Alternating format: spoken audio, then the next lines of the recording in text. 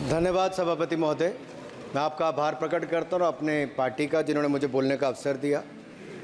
मैं बधाई देता हूँ श्रीमती निर्मला सीतारमण जी को, माननीय वित्त मंत्री जी को, जिन्होंने 7वां लगातार बजट दिया है। ये केवल केंद्रीय बजट नहीं, ये जन भावनाओं का बजट है, इसलिए मैं उनको बहुत बहुत इसके लिए बधाई देता हूँ।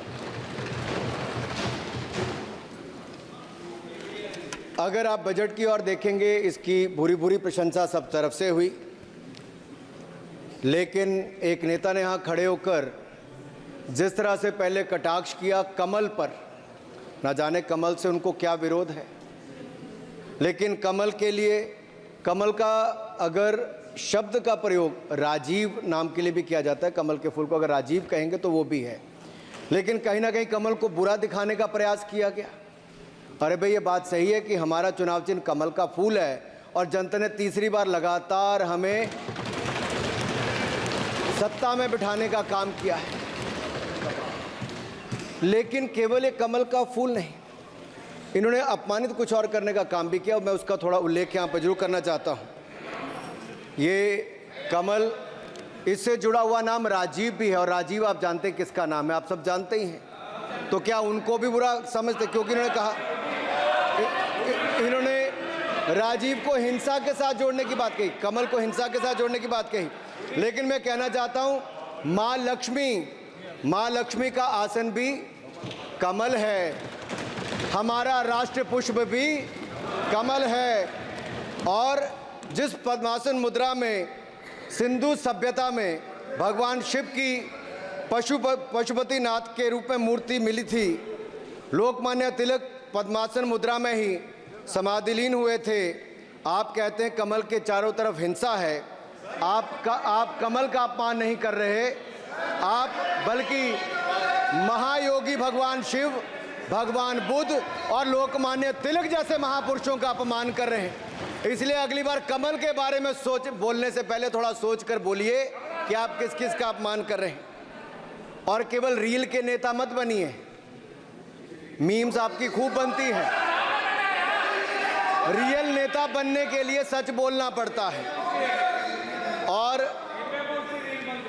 और सर, कुछ लोग एक्सीडेंटल हिंदू हैं और महाभारत का ज्ञान भी एक्सीडेंटल है।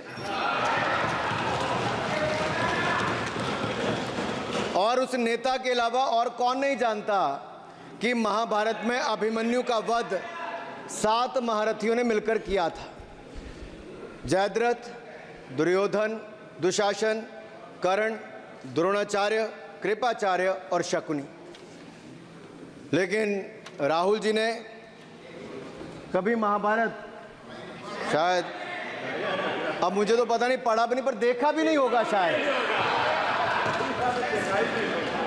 सर, मुझे लगता है अंकल सैम ने लिख कर दिया होगा, अंकल सोरोस ने लिख के दिया होगा, कहीं से पर्ची बनकर आई होगी और कूल डूड बनने का प्रयास किया होगा। मैं इतना ही कहूँगा, कल जो चक्रव्यूह में फंसाने की बात कर रहे थे, वो कर्ण को करना कह रहे थे, कृपाचार्य जी को कृपचाय बोल रहे थे। चलिए छोड़िए उसको। अध्यक्ष जी, कल तो ऐसा लग रहा था सदन के अंदर महाभारत पर इतना सारा ज्ञान दिया गया कि एक समय ऐसा लगा BR चोपड़ा के महाभारत के धारावाहिक का संगीत गूंजने लगा हो। और कहीं ना कहीं उन्होंने एक बार महाभारत पढ़ने के लिए फिर प्रेरित किया। मगर इस बार महाभारत पर मैंने एक नई पुस्तक पढ़ी, जो उनकी पार्टी के विद्वान सांसद, जो इस सदन के सदस्य भी हैं, उन्होंने लिखी है, और उस पुस्तक का नाम है the great Indian novel. Rahul ji को अगर महाभारत और चक्रव्यूह के विषय में विस्तृत जानकारी लेनी है तो अपने उस सांसद से वो संपर्क कर सकते हैं। और मैं बताऊंगा, शशि थरूर जी ने, शायद वही राहुल गांधी जी को बता दें या बताएंगे, नहीं तो मैं बता देता हूं कि आपने महाभारत और भारत के स्वतंत्रता संघर्ष को मिलाकर जो उपन्यास लिखा है, उसके पात्र कौन कौन है। इस उपन्यास में धृतराष्ट्र के रूप में किस नेता को दिखाया गया है, कौरव किस पार्टी को कहा गया है, इस उपन्यास में प्रिय दुर्योधनी कौन है। जब राहुल जी को इसका पता चलेगा तो मुझे लगता है कहीं ना कहीं शशि थरूर जी पर कार्रवाई ना हो जाए। लेकिन क्या है साहब, ये लोग तो संविधान दिखाते थे, पढ़ते नहीं थे। मैंने उस दिन पूछ लिया कितने पन्ने होते, तो वो भी नहीं बता पाए। मैंने उसके बाद पूछा कि ये जो आप संविधान की कॉपी लेकर चलते हो, इसका प्रीफेस पढ़ा है, इसका फॉरवर्ड पढ़ा है, इसकी प्रस्तावना किसने की है।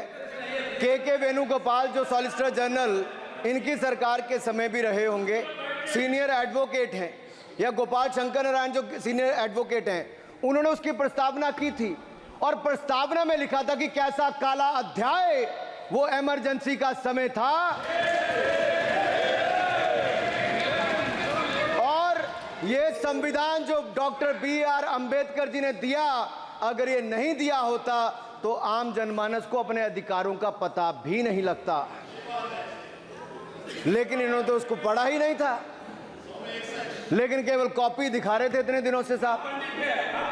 ऐसे ही महाभारत पर भी ऐसी हालत लग रही है। और मुझे लगता है, और नहीं तो गूगल दादा तो थे, इनसे पूछ लेते आप क्या करते हो साहब, साथ में कुछ बताया करो। सर, इस उपन्यास के, माननीय सभापति जी, इस उपन्यास के मुताबिक जिस पार्टी के सर्वे सर्वा आप हैं, उस उपन्यास के वही कौरव पार्टी है। मैं अपनी तसल्ली के लिए कुछ पंक्तियों को यहां उद्धृत कर देता हूं। मैं कोट कर रहा हूं सर, पेज नंबर 245 से। The India of which Dhritarashtra assumed the leadership on 15th August 1947 had just been through a cathartic process of regeneration, another stage in this endless cycle. अब 15 अगस्त 1947 को प्रधानमंत्री के रूप में मोदी जी तो नहीं थे, और ये कह रहे हैं कि जिन्होंने 15 अगस्त 1947 को उस समय वो सत्ता ली थी, वो धृतराष्ट्र थे। तो धृतराष्ट्र किसको कहा गया? धृतराष्ट्र को किसको कहा गया? अब आपने मुझे बांध रखा है। कल स्पीकर ने कहा है, स्पीकर महोदय ने कहा कि उस समय के लोगों का नाम नहीं लेना। तो प्रथम प्रधानमंत्री जी को धृतराष्ट्र मैंने नहीं कहा, इनके अपने ही सांसद ने अपने ग्रेट इंडियन नॉवल में कहा है। शशि थरूर जी कहाँ हैं? कहीं छिप तो नहीं गए? आज शो कॉज हो सकता है। फिर देखिए प्रिया दुर्योधनी और धृतराष्ट्र के विषय में क्या लिखा है। I quote from page 293। In Delhi, blind Dhritarashtra ruled with Priya Duryodhani by his side, and he pledged the nation not so much to the gas and hot water of his Fabian preceptors, but to smoke and steam of the modern industrial revolution. Their ancestors had denied this country. Sir, ये सबको पता है कि इस देश के एकमात्र Fabian Samajwadi कौन थे, और ये फैबियन समाजवादी कौन थे उसके बारे में किसी और ने नहीं, आपके ही सांसद ने लिखा है।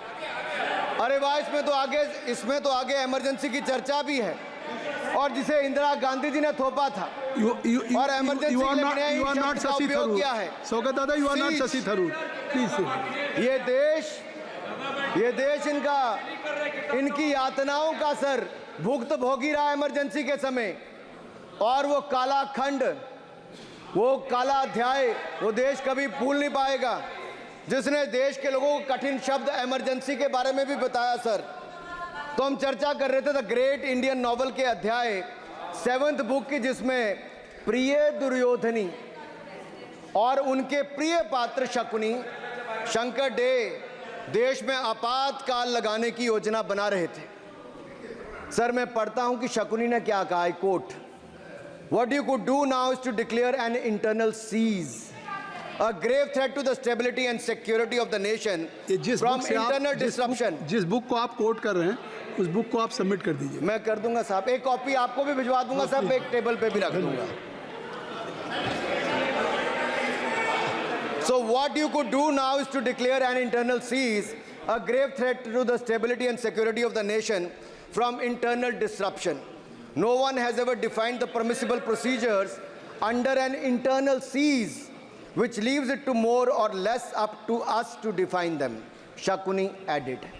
And the next, sir, from page 366, I quote, not to mention censorship of the press. Press hai? Not to mention censorship of the press, which is nowhere explicitly ruled out in the Constitution. Suspension of certain fundamental rights, free speech, assembly, and that sort of things, and measures to put up the judiciary in their place, said Shakuni. Kindly sit down. Sir, Kindly sit down. ये किसी और ने नहीं, और मैं कहना चाहता हूं सर, माननीय अनुराग जी, एक किताब गौरव जी को भी भिजवा दीजिएगा। मैं खरीदेंगे सर, मैं कॉपी गौरव जी को भिजवा दूंगा सर। सर, इसमें जिनकी मैं बात कर रहा हूं वो हमारे उस समय की, सर उस समय की प्रधानमंत्री थी जिन्होंने इमरजेंसी लगाई थी। एक नेता की स्वर्गीय दादी जी भी हैं, और मैं उनके नाम के आगे प्रियदर्शनी भी लिखा जाता था, और उन्होंने इमरजेंसी लगाई थी। लेकिन माननीय सभापति जी, मैं कहना चाहता हूं, दुशासन और दुर्योधन दोनों बहुत ही दुष्ट और बदमाश हो सकते थे, लेकिन उन्होंने भी कभी इमरजेंसी नहीं लगाई थी। दुशासन और दुर्योधन दुष्ट भी हो सकते हैं, दुश्मन भी हो सकते हैं, बदमाश भी हो सकते हैं, लेकिन उन्होंने भी इमरजेंसी नहीं लगाई थी। सर, पूरे उपन्यास में 74 बार कौरव और कौरव पार्टी की चर्चा हुई, हर एक में कांग्रेस का चरित्र झलकता है। राहुल जी सदन में हजारों साल पूर्व हुए महाभारत की कहानी सुना रहे थे, मगर उनकी अपनी पार्टी के पढ़े लिखे एक विद्वान पूर्व मंत्री और सांसद आज के महाभारत की कहानी लिखते हुए बताते हैं कि कौन कौरव था, कौन शकुनी था, कौन धृतराष्ट्र था, कौन दुशासन था, कौन दुर्योधन था, कौन कर्ण था। जरूर पढ़िएगा, सबके किरदार उसी में मिलने वाले हैं। और शायद जिस समय शशि थरूर जी लिख रहे थे, उस समय आपका टैलेंट इनको पता नहीं था, नहीं तो 100 पन्ने तो आप पे ही लिख देते साहब। आप चाहते कार्रवाई हो जाए। माननीय सभापति जी,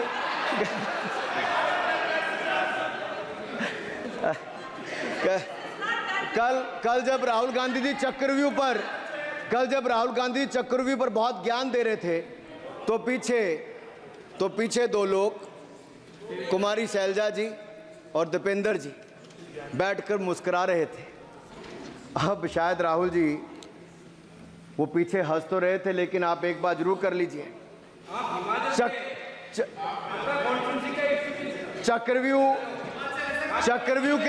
चक्रव्यूह के परिप्रेक्ष्य में इन दोनों से बेहतर कौन बता सकता है हरियाणा के चुनाव आने वाले हैं। जान लीजिए कि कौन शकुनी है और कौन अभिमन्यु है, नहीं तो बहुत देर हो जाएगी।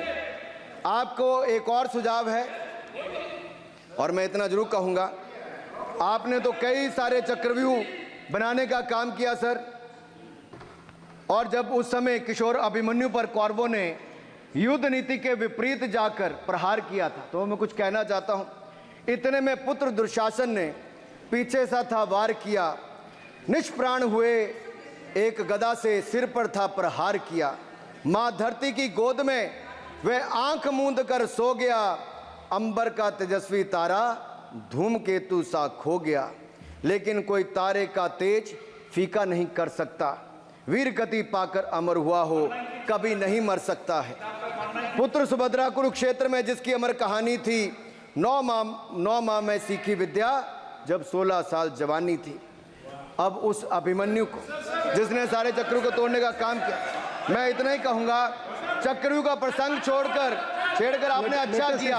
इस देश ने बहुत सारे चक्रव्यूह देखे, कांग्रेस का चक्रव्यूह सर, इसके 7 किरदार मैं बताता हूं सर। पहला कांग्रेस, सर नाम लेने के लिए मना किया, मैं दूसरी तरह से बोलता हूं। पहला कांग्रेस, दूसरे पहले प्रधानमंत्री NG, फिर तीसरा किरदार आईजी पूर्व प्रधानमंत्री, चौथा RG1 उस समय के प्रधानमंत्री, पांचवा SG, छठवां RG2 और सातवां आप सब जानते ही हैं। आप समझदार हैं, समझ गए होंगे। सर पहले चक्रव्यूह ने देश को विभाजन कराया, पहले चक्रव्यूह ने देश का विभाजन करवाया, और दूसरे जो NG उन्होंने देश को कश्मीर की समस्या दी और चीनियों को भारत की भूमि सौगात में दी, चीनियों को भारत भूमि सौगात में दी। सर तीसरे चक्रव्यूह IG ने, पूर्व प्रधानमंत्री IG ने देश को आपातकाल दिया, इमरजेंसी दी और पंजाब में अशांति दी। चौथे जो RG1 है, RG1 ने बोफोर्स दिया और सिखों का निस्सहार किया। पांचवें जो ऐसी हैं, उन्होंने सनातन धर्म परंपरा के प्रति नफरत का नैरेटिव बनाया, 12 लाख के करोड़ के घोटालों को संरक्षण प्रदान किया, देश की आर्थिक अर्थव्यवस्था को भंवर जाल में फंसाया। और छठे ठहरे आप, जिन्होंने पिछले 15 सालों में देश की राजनीति, संसदीय परंपरा और संस्कृति को इतना नुकसान पहुंचाया जितने कि ये बाकी 6 मिलकर चक्रव्यूह एक साथ मिलकर भी नहीं कर पाए। और रही 7वीं, उनका मैं नाम नहीं लूंगा, मैं इतना ही कहूंगा सभापति जी, 7 चक्रव्यूह ने मिलकर देश को गरीबी, भूखमरी, आतंकवाद, कट्टरवाद जैसे अनगिनत दुष्चक्रों में फंसा दिया था। देश को हमने इन आपके दुष्चक्रों से बचाया है, आजाद कराया और माननीय प्रधानमंत्री मोदी जी के नेतृत्व में विकास रथ को आगे बढ़ाया। आज दुनिया में भारत को 5वीं बड़ी अर्थव्यवस्था बनाया। आप जिस अभिमन्यु को घेरने की कोशिश पिछले 22 सालों से कर रहे हैं, गुजरात से लेकर दिल्ली तक, आपके योद्धा और आपकी सरकारें निपट गई, लेकिन आप उनको घेर पाए क्योंकि वो जनता के दिलों में बसे हैं। आज यहाँ 293 अभिमन्यु बैठे हैं, भले ही आपके पास करण जैसे धुरंधर हो, शकुनी जैसे कुटिल रणनीतिकार हो, धर्म हमारे साथ है, धर्म हमारे साथ है। भले ही आपके पास नारायणी सेना हो, लेकिन स्वयं भगवान कृष्ण हमारे साथ है, स्वयं भगवान कृष्ण हमारे साथ है।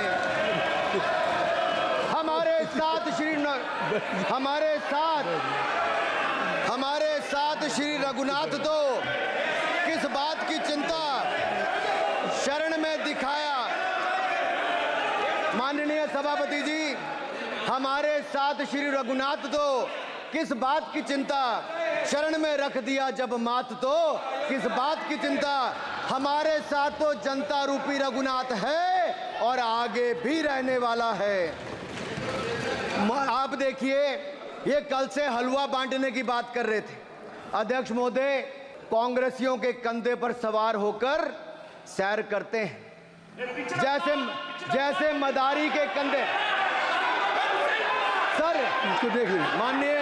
माननीय आप असत्य कहें, हम कार्रवाई का हिस्सा नहीं है। असत्य कहें। माननीय सभापति जी, I have already given ruling, mister Venugopal ji, I have given ruling. Please. माननीय सभापति, असत्य के पैर नहीं होते, असत्य के पैर नहीं होते, और ये असत्य अक्सर कांग्रेसियों के कंधे पर सवार होकर सैर करता है। जैसे मदारी के कंधे पर बंदर होता है, वैसे ही राहुल जी के कंधे पर दल होता है। जैसे मदारी के कंधे पर बंदर होता है, वैसे ही राहुल जी के कंधे पर बंडल होता है, जिसे वो रोज यहाँ परोसते हैं।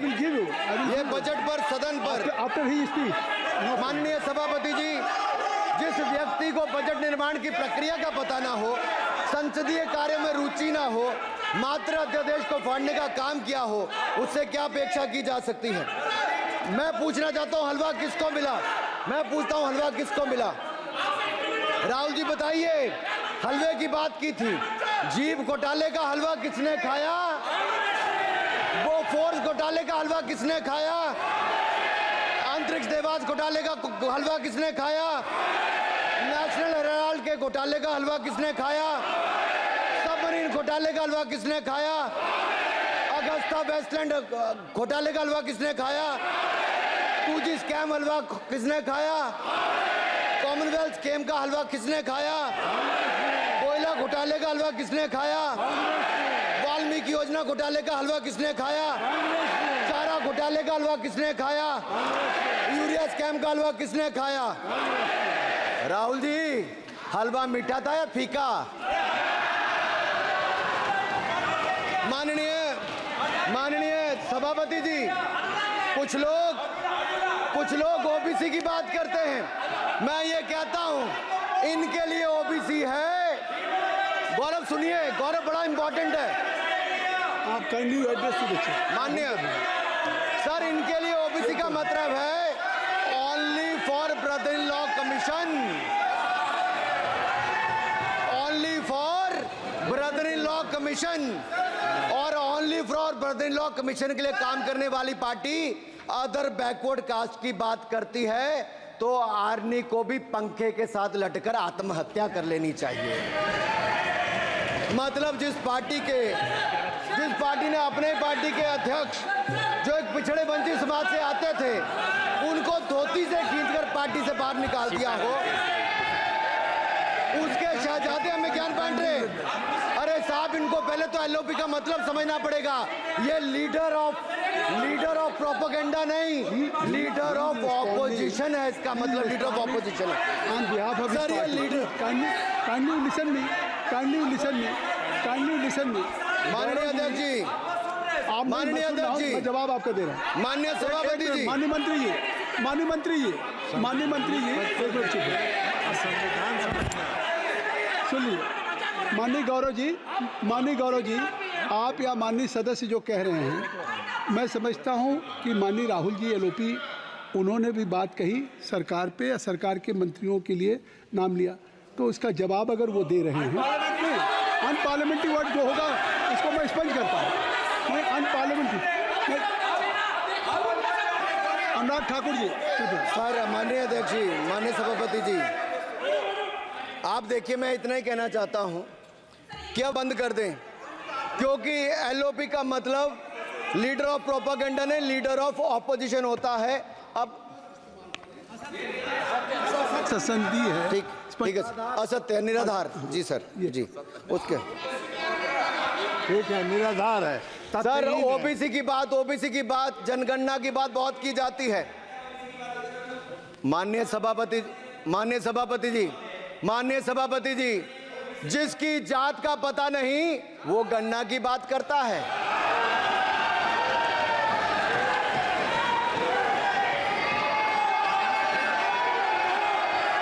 जिसकी जात का पता नहीं वो गणना की बात करता है।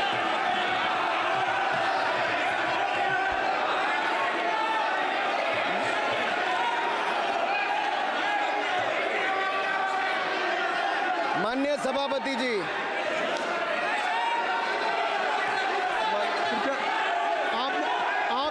आपने जो आप बैठ जाएं। माननीय अखिलेश जी, आपने जो बात उठाई है मैं उसको दिखवा लूँगा। मैं आपकी बात को ले रहा हूँ। उन्होंने जो बात कही है, आप जो विरोध कर रहे हैं, मैं उसको दिखवा लूँगा। आपने जो बात कही उसको मैं दिखवा लूँगा। अनुराग जी, माननीय सभापति जी, कृपया आप लोग बैठ जाएं। आप बैठ जाएं। अच्छा, आप बैठ जाएं। ठीक है। गौरव जी,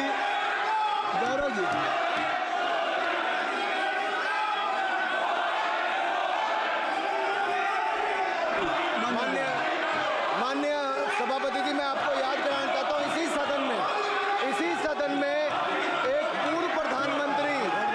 पूर्व प्रधानमंत्री जी ने RG1 ने ओबीसी को आरक्षण देने का विरोध किया था। RG1 ने ओबीसी को आरक्षण देने का विरोध किया था। एक मिनट माननीय मंत्री जी, एक मिनट। लीडर ऑफ अपोजिशन बोलना चाहते हैं, आप लोग बैठ जाएं। माननीय मंत्री जी की स्पीच माननीय अनुराग जी की स्पीच खत्म हो जाए। बैठे बैठे बैठे। आप लोग बैठ जाएं, मैं आपको सर उन्होंने मुझे इंसल्ट किया, मुझे बोलने दीजिए। उनकी बात खत्म हो जाए। सर उन्होंने इंसल्ट किया मुझे। उसके बाद मैं आपको अवसर दूंगा। नहीं सर नहीं, उनके बाद अवसर दूंगा, आपको अवसर दूंगा। बैठ जाए, आप बैठ जाए, अवसर दूंगा। उनकी स्पीच खत्म हो जाए। प्लीज आप बैठ जाओ। अनुराग जी कल किस को इंसल्ट कर रहे थे? आपको अवसर दूंगा, आपको अवसर दूंगा। अजय एक मिनट बैठ जाए, आप बैठ जाए। सर मैं क्लैरिटी कर दूं। सर मैंने कहा एक मिनट बैठ जाए आप। सर, एक मिनट बैठ जाए आप सब लोग बैठ जाए। अच्छा आप सब लोग बैठ जाए। चल अब लीडर ऑफ अपोजिशन को मैं बुला रहा हूँ। अब ये पर is it fair if I am allowing to your leader of opposition, is it fair? मैं फिर उनको बुला लूँगा। नहीं तो मैं आपको बुला रहा हूँ तो पहले बैठ जाएं, पहले लोग बैठ जाएं, पहले बैठाइए सर। सब लोग बैठ जाएं, पहले सब लोग बैठ जाएं तब मैं आपको अलाउ करूँ। सब बैठ जाएं, मैं आपको अलाउ करूँ। मैं आपको अलाउ करूँगा, सब बैठ जाएं, मैं अलाउ करूँगा। आप मेरी बात सुन नहीं पा रहे, मैं आपको अलाउ करूँगा। पहले सब बैठ जाए, हाउस इन ऑर्डर होगा। गौरव जी आप भी बैठ जाएं, मैं लीडर ऑफ अपोजिशन को अलाउ कर दे रहा हूँ। अगर आप ये कह रहे हैं कि हमें इंसल्ट किया गया, मैं बिल्कुल आपको अलाउ कर रहा हूँ। सर दीजिए सर, बोलने दीजिए सर। मैं आपको बोलने दीजिए सर। ऐसा नहीं सर बोल बोलने दीजिए सर। मैं आपका नाम तो लूँ, राहुल गांधी जी। स्पीकर सर देखिए, जितना मेरा आप लोग इंसल्ट करना चाहते हैं आप खुशी से करिए, आप रोज करिए, मगर एक बात मत भूलिए, जाति जनगणना को हम यहां पास करके दिखाएंगे। धन्यवाद। जितना इंसल्ट करना है करिए, मैं खुशी से लूंगा। अरे तो अपनी जाति भी दिखनी पड़ेगी उसमें। आप चुप रहें। श्री अनुराग ठाकुर जी, देखिए हमने समय दे दिया, अब आप बैठे। ये तरीका नहीं है, नहीं ये तरीका है। आपको हमने टाइम दे दिया, क्या आप बैठ चुके हैं? आप बैठ चुके, ये नहीं आप बैठ चुके। श्री अनुराग ठाकुर जी, सर मुझे लगता था कि इनको भाषण देने से पहले पर्ची आती होगी। हमने आपको लेकिन हर बार इंटरवेंशन के लिए पर्ची आती है अपने बलबूते पर।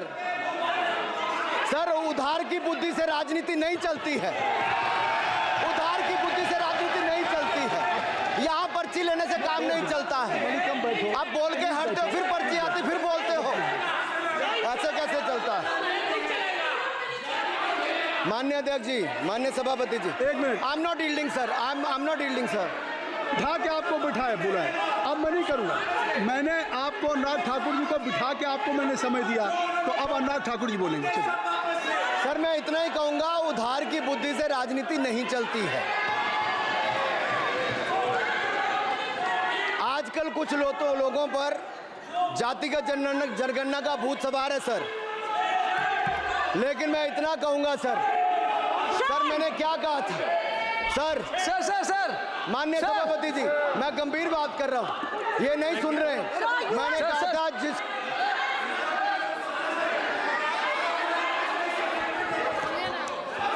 ठाकुर टैगोर प्लीज।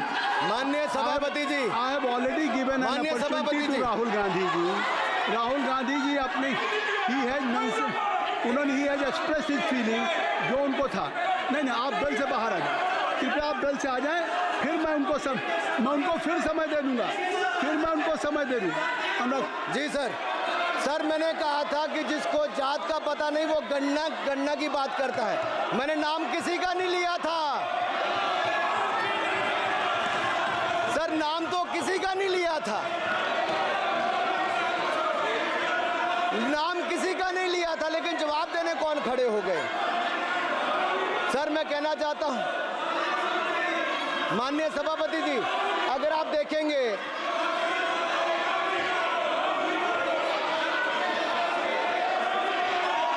मैंने अनुराग जी को बिठा के मैंने माननीय राहुल गांधी को समय दिया, मैंने अनुराग ठाकुर जी को बिठा के, तो कृपया आप लोग जब एलओपी को टाइम मिल गया तो आप सदन में व्यवधान अब फिर बोलना चाहते हैं, आप खड़े हो जाइए, आप फिर बोलना चाहते हैं, खड़े हो जाइए, चलिए खड़े हो, आप लोग जाइए बिल से बाहर। LOP please, LOP I am giving, तो आप बेल से तो जाइए। सर स्पीकर सर अगर मैं आपके एलओपी को टाइम दे रहा हूं तो आप ये क्या मतलब? माफी मांगे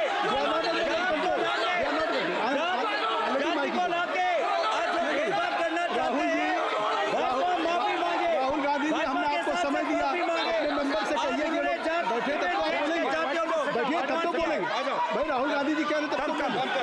आप अंदर आइए, चलिए हाईवे सबको ले जाइए प्लीज। सर माइक लीजिए सर। एक मिनट, माइक मिल जाएगा आपको, माइक मिल जाएगा। बेल खाली कर दीजिए। इतनी अच्छी वर्षा पूरा देश इतनी अच्छा बजट पे स्पीच दे रहा है। You have already spoken. Rahul ने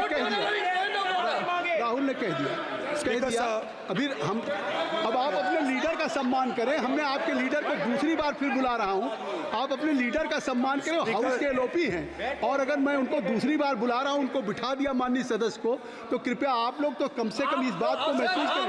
मिस्टर केसी नहीं, please don't be mister Rahul Gandhi, आप लोग बैठिए। राहुल स्पीकर सर, बोलने का मन क्या था? स्पीकर सर, सर माइक नहीं सर,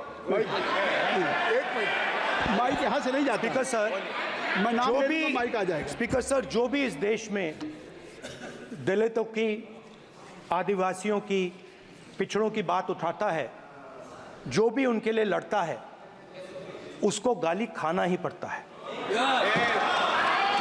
और मैं ये सब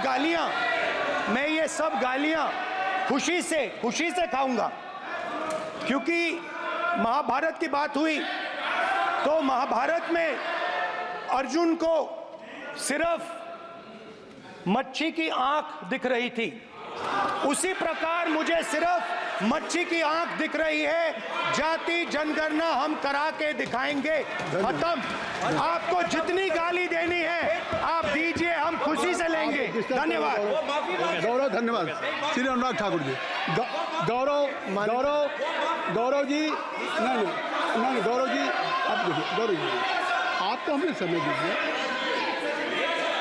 खत्म हो जाएगा सर। श्री राहुल गांधी, खत्म हो जाएगा सर। श्री राहुल गांधी प्लीज राहुल गांधी जी, ये तय कर ली, मुझे जब आप चाह रहे हैं मैं आपको बोलने का अवसर दे रहा हाँ, हूं, तो कम से कम गौरव जी आपके बोलने के बाद ऐसी परिस्थिति न क्रिएट करें कि सदन को चलाने की जिम्मेदारी जितनी सत्ता पक्ष की है उतनी प्रतिपक्ष भी है। अनुराग ठाकुर जी ने मुझ पर गाली दी है। नहीं, कोई बात मुझे सब बोलने दीजिए सर। मुझे उनको बोलने सर अनुराग ठाकुर जी ने मुझे इंसल्ट किया है, मगर मैं अनुराग ठाकुर जी से कोई माफ़ी नहीं चाहता हूं। मुझे कोई माफ़ी की ज़रूरत नहीं है। मैं लड़ाई लड़ रहा हूं। जितनी आपको गाली देनी है मैं आपसे कभी माफ़ी नहीं मांगूंगा। मुझे आपकी माफ़ी नहीं चाहिए। राहुल गांधी जी, मैं चेयर पे हूं और चेयर का काम है कि अगर कहीं भी कोई असंसदीय या किसी को गाली दी गई तो मैं उसको देखूंगा, मैं उसको कार्रवाई निकालूंगा, मिस्टर के उसको निकलवाऊंगा। ठीक है, आप नहीं कर रहे हैं, लेकिन अगर दी है तो मैं उसको कार्रवाई का हिस्सा दिखवा के उसको स्पंज करूंगा। आपने कह दिया, सुन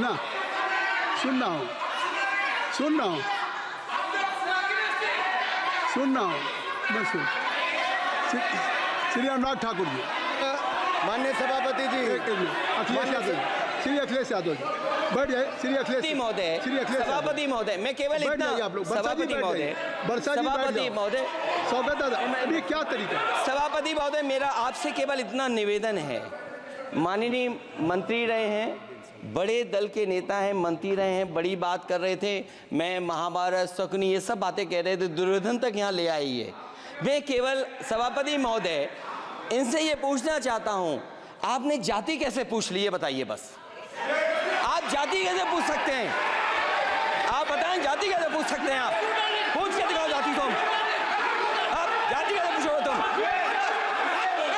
कैसे पूछोगे जाति? आप बैठ।